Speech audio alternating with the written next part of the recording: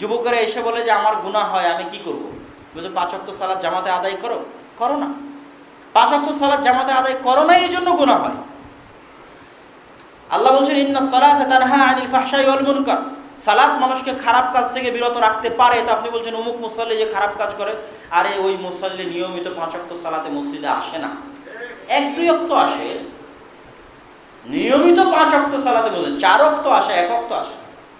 5 ওয়াক্ত নিয়মিত মসজিদে উপস্থিত হয়ে জামাতের সাথে সালাত আদায় করে, বরং যার অন্তরের উপর এতখানি কন্ট্রোল ক্ষমতা আছে যে ও 5 ওয়াক্ত সালাত জামাতে আদায় করবে, তার পক্ষে কাবিরা গুনাহ হওয়া সম্ভব না।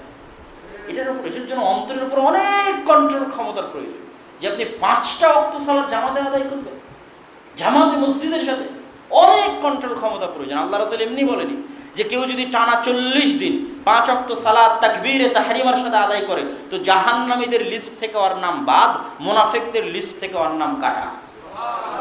কেন? টানা 40 দিন 5 ওয়াক্ত সালাতে জামাতে আসতে হলে 200 বার শয়তানকে পরাজিত করতে হবে, 200 বার শয়তানের সাথে যুদ্ধে জিততে হবে, 200 বার টানা 40 দিনে। 4-5 20 200, 40 দিনে 5 ওয়াক্ত সালাত সমান 200 ওয়াক্ত সালাত।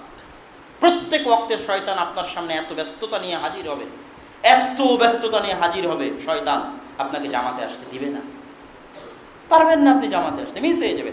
শুরু করে দেখেন আপনি টানা 40 দিন পারেন কিনা 5 ওয়াক্ত সালাতে তাকবীরে তাহরিমার সাথে আদায় করতে। শুরু করে দেখেন, অনেক কঠিন, অনেক কঠিন। তো যার অন্তর টানা 200টা যুদ্ধে শয়তানকে পরাজিত করতে পারে, এতখানি তার অন্তরের উপর কন্ট্রোল ক্ষমতা, ও আসলে জাহান্নামে যাওয়ার মতো আমল করতে পারে না।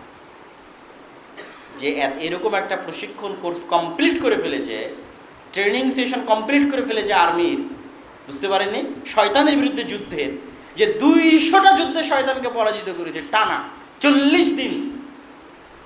তো যার অন্তর এতখানি ট্রেন্ড আপ হয়ে গেছে, ও আসলে পরবর্তী যুদ্ধগুলোতে শয়তানকে অতি সহজেই হারিয়ে ফেলবে। এই জন্য তার দ্বারা জাহান্নামে যাওয়ার মতো আমল সাদের হবে না। কেন? শয়তানের বিরুদ্ধে যুদ্ধ করা শিখে গেছে।